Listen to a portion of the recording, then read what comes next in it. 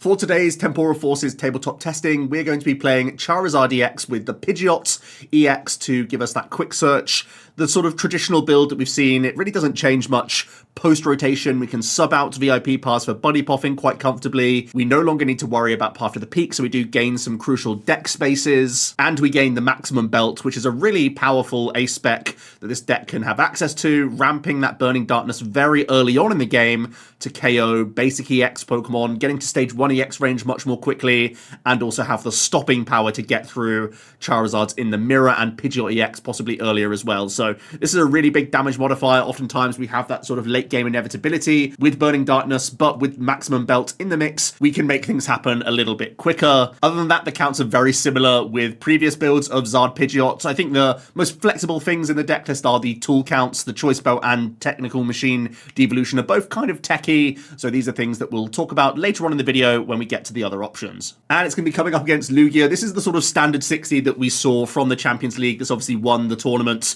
and Master Ball is the A-spec choice here, just to give us better odds of getting that turn 2 Summoning Star, which is what it's all about here, and having that early game ball search for chops, any of your Lugia pieces, and also being able to get Luminion into the hand to then put into play for one of our crucial support cards is going to be critical. You'll notice Serena makes its way into the deck to give us some extra gusting opportunities, but also some discard synergy cards, because we lose, of course, Professor Burnett to rotation, so having Serena in here to get rid of some chops that find their way into the hand from our ball search cards is going to be pretty important. Jacques also made it into the deck list. It can also help with getting, turn 2 Lugia or chops or a combination of the two, but can also get the new attacking Cinccino into the deck list, which is really the big payoff and the reason why Lugia has really put itself back onto the map here. The 70 damage multiplier for each special energy card attached to Cinccino is phenomenal. You can Primal Turbo both times onto Cinccino plus turn attachment, and suddenly the special roll is dealing 350, which is a huge beat stick as a single prize Pokemon, very threatening, and you basically can't ignore this threat either. Very often it comes accompanied with a gift energy as well, so this Cinccino is hard to stop. And I'd love to say this is the deck list that is going to be in the video today, but Shay had other plans. This is in fact the deck list that Shay is going to be piloting for today's video, where he's played around with the support account that little bit, just taken out the Serenas altogether, gone to a third copy of Boss's Orders, and has subbed in 1 copy of Earthen Vessel plus 1 copy of Techno Radar. These have no searching purposes, but are exclusively here to give you extra discard fodder via an item to sort of go alongside your Ultra Balls. As soon as you start finding those Archeops, you can have some hand thinning, which is really important.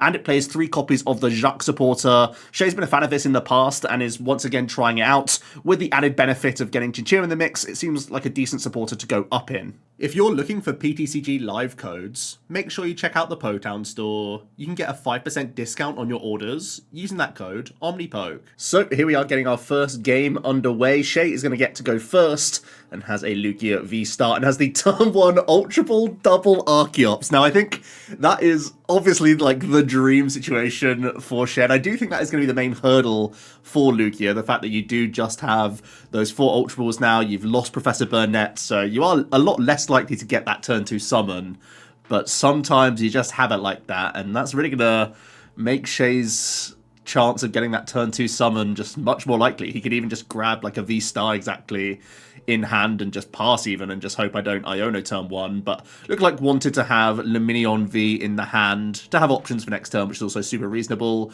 Was also able to bench a Cinccino and swing a double turbo onto the active. As it passes over to my turn, I do have the Charmander lead, and I have the Buddy Poffin in hand, so I can begin my deck search and get Pidgey and a second Charmander into play. Looks like I've also got Ultra Ball here, which is looking like a pretty decent hand to hold on to. I can get rid of a second Poffin. Do have to get rid of Collapse Stadium here, but I am going to get Rotom into an Arven as well. So pretty good start from both Shay and myself here. Basically going to be a decent indication of how both decks play out, having drawn pretty nicely, because I get to hold Forest Seal Stone in hand here, also holding a Candy Piece for next turn, and I will just be able to instant charge, I think, to end things out. I even have the second Pidgey, just in case Shay is going to take out a benched Pokemon. It's not that likely, but he has already got that turn 1 discard of Double Chop, so it is possible, and Luminion was fished into the hand, so I am going to proactively Forest Seal Stone here to grab a piece, and then I am just going to instant charge afterwards. It's a bit of an interesting one, again, just because of how strong Shay's opener was. I felt like I wanted to cash in on the Forest Seal Stone straight away, because he may look to just take out the Rotom immediately with that fish in hand, And I would have thought if he didn't have access to V-Star, he may have just Ultra Balled for that last turn. So I was basically just trying to have a read on his hand, but it means that I end up on a pretty large hand size, including like that rare candy guaranteed and Forest Hill Stone card. I imagine it was like Ultra Ball or Pidgeot or something like that, so possibly even Arven as well. As Shay is going to Aroma out another Cinccino, gets a turn attachment onto the Lugia, and just has Research, so had the option to Ultra Ball V-Star turn 1, and I think that was the safest play, but is going to see more cards this way round, rather than like just getting a guaranteed V-Star, then relying on like Gift Energy later on, and is rewarded with the V-Star from the 7, which is okay, so now can summon out the double chops that was thrown in there earlier on, and can begin to Primal Turbo here. V-Guard seems reasonable enough to put on the active. Gift Energy as well is something to debate, depending on how many cards are in hand. Also just throwing away double turbos because the reduction doesn't matter too much is also solid. Shay just having a debate here, having a look for resources. The Cinccino does 70 multiplier for each energy card attached, not energy attached, so double turbo still only acts as 1 energy. So it is just going to be the Tempest Dive for 1 prize here for Shay. A possibility to have begun using Primal Turbo on one of these bench Cinccino, just in case I have a counter catcher play. If I can counter catch an Archeops, I basically nullify the Cinccino altogether. But that is a big play to look towards, and I don't think my hand is going to get there. I do have the Candy Pidgeot early, and I think I also have Ultra Ball. So I can get a Charizard up, but I don't have it alongside a counter catcher here, which is a real shame, because that's the real way that I can try and nullify the Cinccino, as the Arven is going to get rid of that TM Devolution, which is a tech card obviously for a different matchup. It's going to throw away a Fire Energy, and looks like we are going to go Candy Zarding. First we're just going to Body Poffin, so I can also get an energy onto this Charmander, which seems reasonable as well. Looks like I was debating whether or not to throw like a Manaphy or a Jirachi into the mix here just to thin it from deck, but I'm going to keep the board space open. I've already got rid of Collapse Stadium, so it's not that big of a deal. Possibly, had I done this and thrown a Manaphy or Jirachi down, if Shay was to play a Collapse Stadium, I could get rid of the Rotom, but that was the only real debate there. I'm just going to hit for 210. It's not all that impressive, and I am pretty terrified of a Cinccino coming down, so the fact that Shay's basically just got the Dream turn 2, was able to go first, and I wasn't really able to pressurize him, means he's going to get pretty far ahead in a prize race, and can KO this Charizard all in one turn with a turn attachment, especially because of the Jet in hand. With turn attachment and 4 turbos committed to the same Pokemon, a Cinccino can deal 350 damage, so there is the Jet Energy, and we see the Jacques, so Shay is going to be able to get that double Cinccino, the real terrifying board state. Shay's actually playing, as you can see, another Jacques in the deck there, is playing a slightly different list, is playing 3 copies of Jacques. He's been a fan of Lugia in the past, built this way, and wanted to try it out with the New Age version, which certainly makes sense.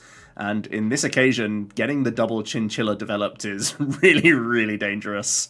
He's just debating whether or not to use Double Turbo.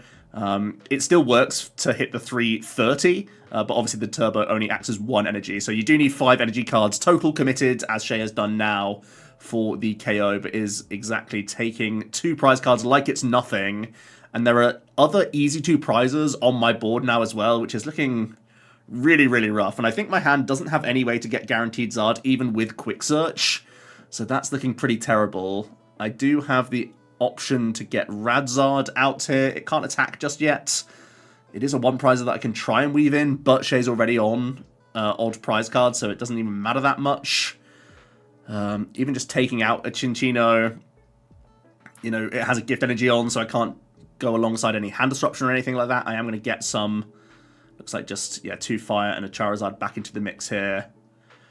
And we're going to go Quick Search, and it just has to be Research, so I really just have to hope that I can get a candy combination here to do anything. And we are really falling behind in this prize race. Going to see a Choice Belt onto the Radzard.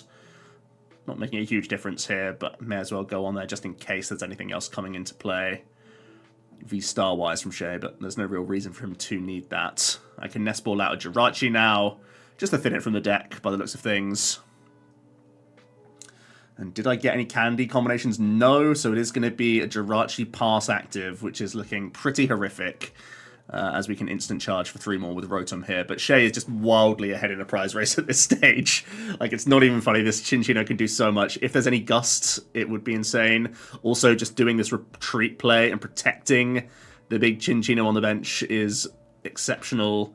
Has the boss's orders, so can take 2 more prize cards, and that's looking pretty much locked. I have to deal with the Cinccino on the bench because it can KO literally everything in its path, and it has a gift energy on. It's hidden amongst those energies somewhere. I am eventually able to get a Zard developed, and obviously Zard EX can tank a Lugia hit, so I can go for the Cinccino KO and just hope that possibly from gift energy Shay draws into too many of their special energy cards.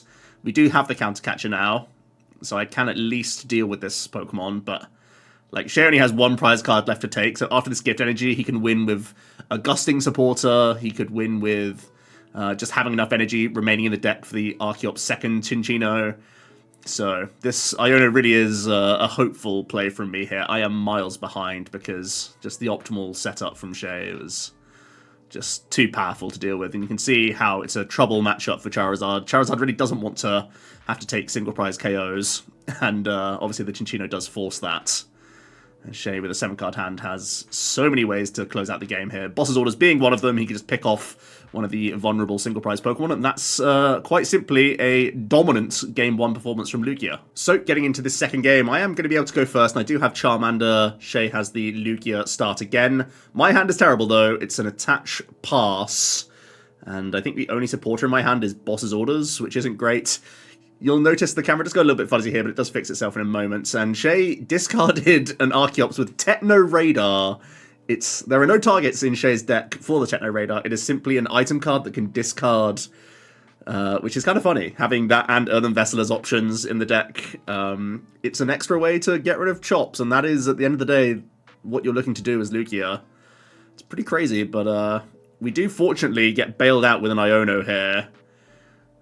Shay obviously not to know that I didn't have just supporters in hand that were unplayable, so it's reasonable, and Shay also didn't have much going on his end, but now can read the wind, and once again he's ended his turn 1 with double Chops in the discard pile, and somehow my fresh 6 cards from my Iono is also terrible. I've got a Buddy Poffin, so I can get double Pidgey in the mix, but I think I just have more energy and more other like terrible cards in this hand, so I don't think I have anything going for me whatsoever. I think my debate is whether I try and retreat and call for family, possibly, with Pidgey. Maybe attach to Radzard, just to try and weave that into the game earlier. I could even swing for 30 into this Lugia, maybe get it a turn earlier with Charizard EX, and that's what I eventually go for, the 30 damage with Charmander. It's really not looking great, but that's where we're at right now. And I have a 3-card hand, evidently no helpful supporters. And Shay is once again going to be on all cylinders with the summon for full value. And already there's a Cinccino in the mix. So, yeah, instantly just taking prize cards is good, but he's going to have backup threats as well, with once again a Jacques coming in pretty nicely here for a second V-Star and a Cinccino. It means he can even evolve up this, what would be a vulnerable V if he begins to take prize cards, now back out of range, so he can much more freely go for this Tempest Dive with no real ramifications. As we see the first Primal Turbo, he's going to swing a double Turbo Energy, and possibly this gift, possibly a Mist Energy. Yeah, it's going to be the V-Guard. Sorry, there's already a gift attached, so yeah, just going to be a V-Guard on the bench. Again, some debate to getting a bit of Primal Turbo going early, possibly a debate to try and use Ultra Ball or Aroma in hand to get another Cinccino early, but also there's an argument to just hold all these pieces for the potential line to have Luminion for a more powerful supporter next turn. So you can see why Shay goes for this. I think I make a bit of a mistake here.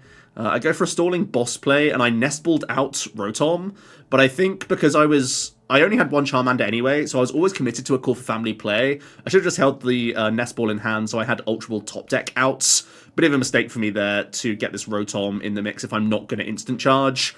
I could have just gone Call for Family, get 2 single prize Pokemon, then held Nest Ball next turn, to guarantee my instant charge, because now it gives Shay an easy gust play, and he didn't really have anything else he needed to do on this turn, to be honest with you. So, yeah, a bit of a mistake for me there, just in terms of I've hurt my top decks by not having Ultra Ball as an out now, but it's also giving him an easy, like, 2-prize KO, whereas I could have made him take a single prize, then maybe make him take another single prize if I keep bricking and just go, like, 1 Zard EX, then Radzard, and try and get into the mix later, and Shay is going to immediately pick up and pounce on that Rotom. Definitely felt like a mistake at the time. He's even going to collapse as well, which is really rough for me.